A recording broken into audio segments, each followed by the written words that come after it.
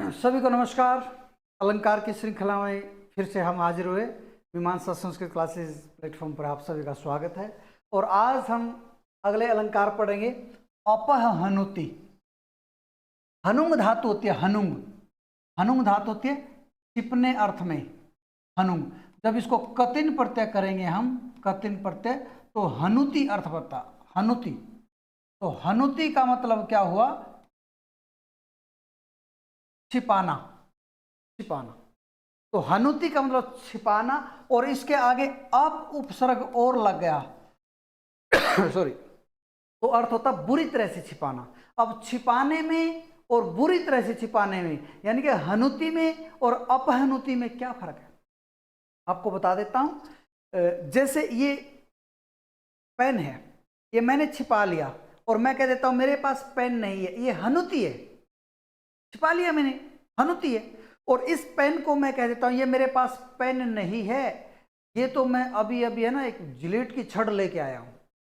यानी कि पेन का स्थान पर मैं किसी और छड़ की बात करता हूं, किसी और पदार्थ की बात करता हूं, तो बिल्कुल मैं पा रहा हूं।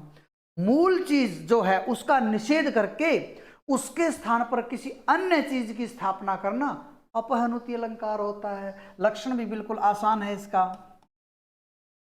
लक्षण क्या है? प्रकृतम प्रतिसिद्ध्य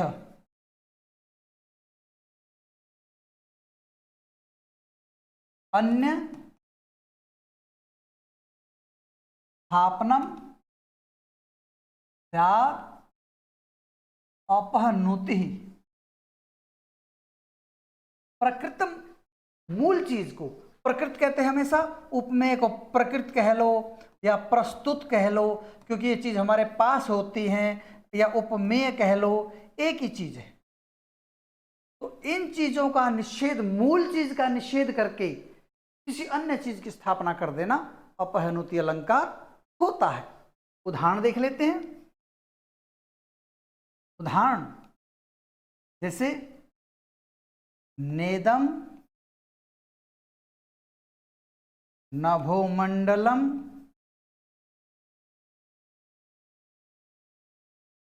अंबुराशि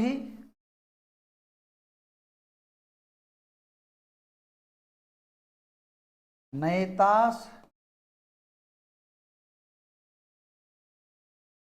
तारः नवफेन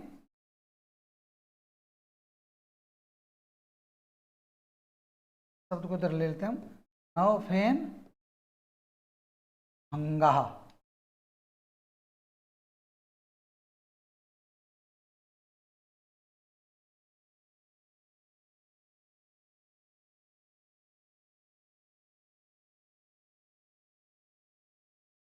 तारः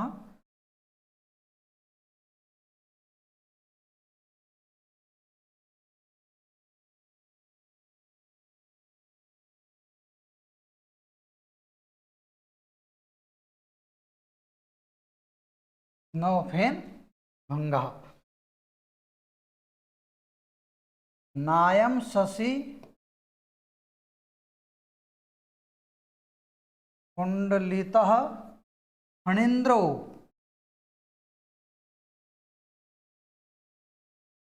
नासौ कलंकः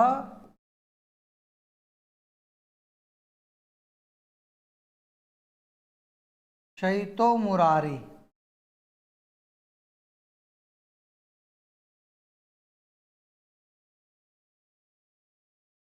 इंद्र वज्रा छंद का उदाहरण है। नेदम नभो मंडलमंबुरासी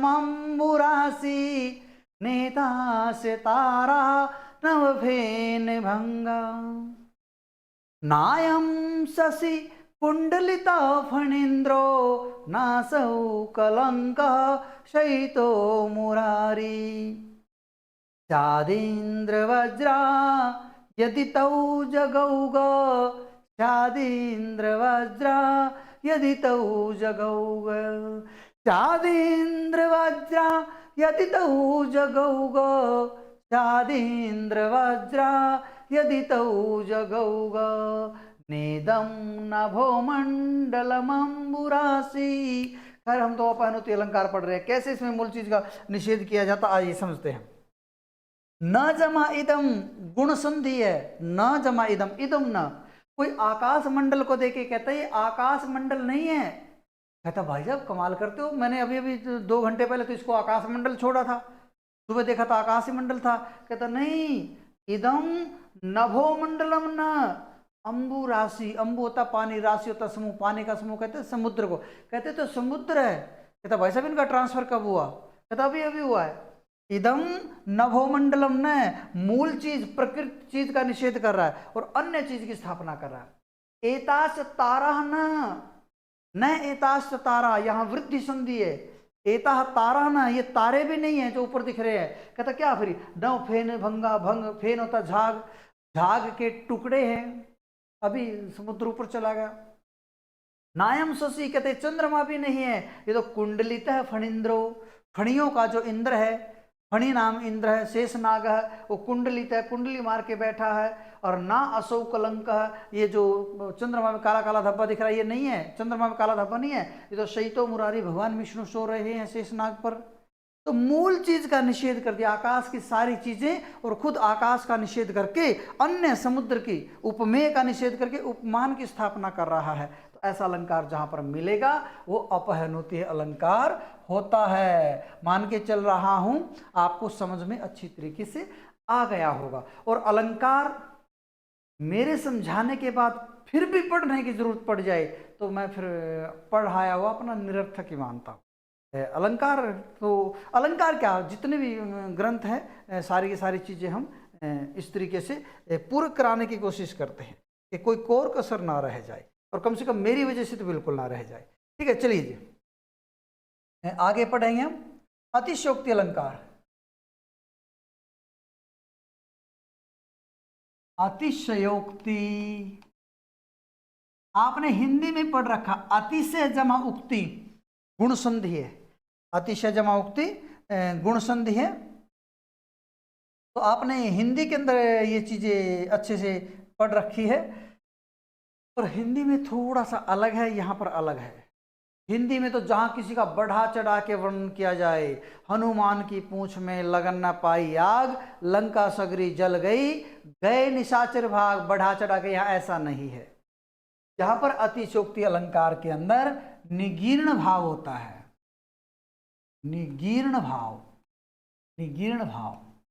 आपको जी निगीर्ण कैसा बताता हूं। निगीर्ण का मतलब होता निगलना, निगीर्ण का मतलब होता निगलना। ये कौन किसको निगल रहा है? उपमान, उपमान उपमेय को निगल रहा है।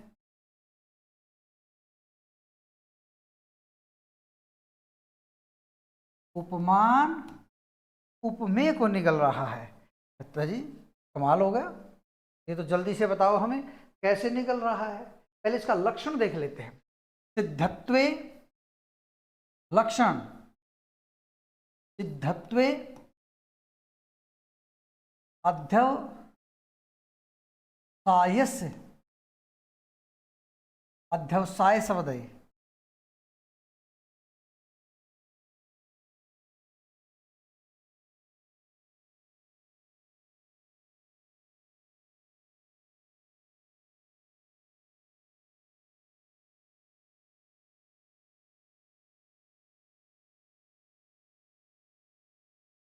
ठीक है जी,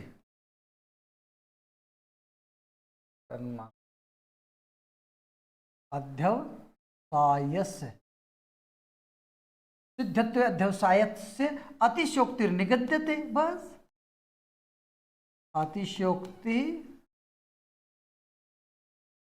सर को र भी कर सकते हो आप, लक्षण में र मिलेगा आपको। अतिशयोक्ति निगद्यते। सिद्धत्वे अध्यवसाय, अब अध्यवसाय का अर्थ क्या आता है?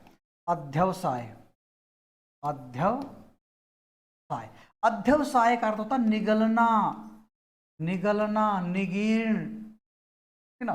तो जहां पर निगीर्ण भाव सिद्ध हो जाए एक बार क्वेश्चन आया था, अध्यवसाय से सिद्धत्व का अलंकार है, अध्यवसाय के सिद्ध हो जाने पर कौन सा अलंकार है, बहुतों को तो पता ही नहीं चला। तो अध्यवसाय शब्द को रट लीजिए। अध्यवसाय, अध्यवसाय का अर्थ निश्चित ज्ञान भी होता है, तर्क संग्रह में पढ़ोगे ना, तर्क भाषा में, अध्यवसाय आत्मिका बुद्धि, निश्चित ज्ञान कराने वाली बुद्धि है। तर्क संग्रह में तो बुद्धि का लक्षण सर्व व्यवहार हेतु बुद्धि ज्ञानम, सभी व्यवहारों का हेतु जो बुद्धि है वो ज्ञान होता है। तो अध्यवसाय का अर्थ निश्चित ज्ञान भी होता है और अध्यवसाय का अर्थ है निगलना भी होता है। तो जहां पर निगलना भाव दिखाया जाए, अध्यवसाय से सिद्धत्वे, अध्यवसाय के सिद्ध हो जाने पर अतिशुक्ति होता है। आप जो कहोगे जी जल्दी से एक बार उदाहरण के माध्यम से बता दीजिए, ये आपका लक्षण है। और अभी हम उदाहरण आपके सामने प्रस्तुत कर रहे हैं, लीजिए। कथम उपरि कलापिनः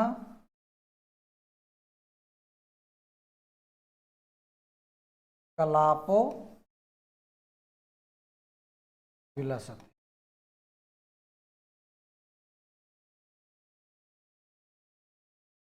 तस्य तले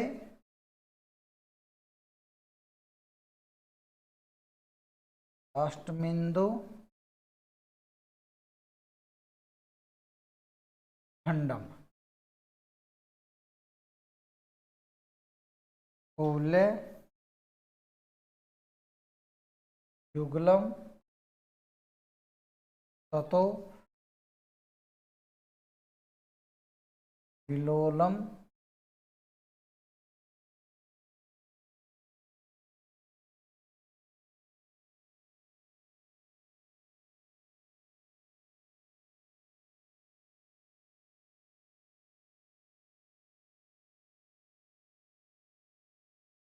किल कुसुमम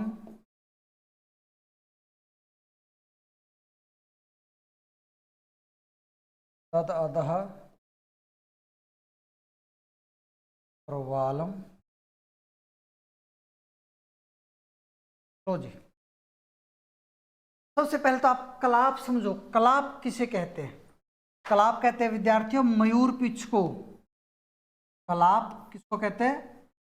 मयूर पिच। जो मोर की कलगी होती है ना, मोर की कलगी सिर पे, उसको कलाप बोलते हैं। और कलापी कौन था? मोर। कोई जिसके पास गुण हो वही तो गुणी होगा, तो जिसके पास कलाप हो कलापी तो वही होगा। तो कलापी कहते हैं हम मोर को, कलापी मोर। तो ध्यान से समझना यहां पर उपमान उपमेय को कैसे निकल रहा है।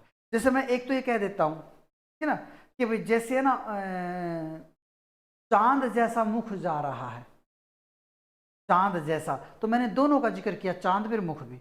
और मैं केवल मुख को निगल के ये कह दूं चांद जा रहा है, जा तो मुख ही रहा है, पर उपमेय को निगल के उपमान उपमान का बता रहा हूं मैं कि चांद जा रहा है, का मतलब अतिशयोक्ति लग। यहां पर किसी नायिका का वर्णन किया गया है, नायिका का, चीजें सारी नायिका की है, पर उनको निगल कर किसी और का वहां पर आरोप मिलता है, और का बारे में बात मिलती है, तो वहां पर अध्यवसाय सिद्ध हो जाता है। जैसे कथम ऊपरी कलापिना कलापो विलसते, किसी नायिका ने जूड़ा वगैरह सिर पे बना रखा था, पफ वगैरह बना रखा था, तो उसको देख के कहता है। अगर वो ये कह देता ना कि नायिका का पफ, नायिका के केस पास मयूर पिच की तरह है, तो दोनों का जिक्र आ जाता। पर उसने नायिका के केस पास को निगल लिया और कह दिया कथम कैसे, कलापिन है, षष्ठी का एक वचन ब्रह्मचारिण है की तरह ऋणी प्रत्यय है, कलापिन है चंद्रमा के ऊपर, कथम कैसे, कलापिन है ऊपरी चंद्र मोर के ऊपर, कथम कैसे, कलापो विलसते, कलाप मयूर पिच सुशोभित हो रहा है। फिर उसके तस्य तले अष्टमिंदु खंडम, उसके माथे को कहता उन मयूर पिच के नीचे अष्टमी का चंद्रमा सुशोभित हो रहा। ये नहीं कहा उसका माथा अष्टमी के चंद्रमा की तरह था, नहीं, उसको तो माथे को निगल गया और अष्टमी का जो चंद्रमा है तो वो उसके नीचे सुशोभित हो रहा। कुवल्य, कुवल्य था नील कमल, युगल होता जोड़ा, नील कमल का जोड़ा, तो उसके बाद विलोलम, विलोलम तो चंचल, विलोल चंचल, चंचल नील कमल का जोड़ा है। फिर यानी कि नील कमल उसकी आंखों को कह रहा है। और तिल कुसुमम, तिल का फूल आपको पता उंगली की तरह होता है, उसके नाक को कह रहा है। भाई उसके नीचे तिल कुसुम है, और तदा उसके नीचे प्रवाल, प्रवाल था मूंगा, यानी कि उसके होठ लाल थे। तो ये नहीं कह रहा कि उसके होठ मूंगे जैसे लाल थे, होठों को वो निगीर्ण कर रहा है और मूंगे को उसकी जगह स्थापित कर रहा है। तो ऐसे करके ये आपका अतिशयोक्ति अलंकार बन जाएगा। इसमें जब तक निगीर्ण भाव नहीं होगा अतिशयोक्ति, तो सिद्धत्व अध्यवसाय से अतिशयोक्ति निगद्यते। तो ये अच्छी तरीके से पता चला होगा। अगला अलंकार अब हम करते हैं। तो अलंकारों में कुछ